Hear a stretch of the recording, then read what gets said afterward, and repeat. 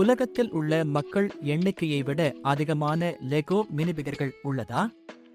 இது வியக்கத்தக்கது. மேலும் அறிய தயாராக இருங்கள். இன்று நாங்கள் பேசியது மிகவும் பிரபலமான விளையாட்டு பொருள் லெகோ மினிபிகர்கள். 1978ஆம் ஆண்டில் அறிமுகமாகியிருந்தது முதல் லெகோ 8 பில்லியன் மினிபிகர்களை உருவாக்கியுள்ளது. இது பூமியில் உள்ள மக்கள் எண்ணிக்கையை விட அதிகம். இந்த சிறிய கதாபாத்திரங்கள் புதிதாக தினமும் உருவாக்கப்படுகின்றன.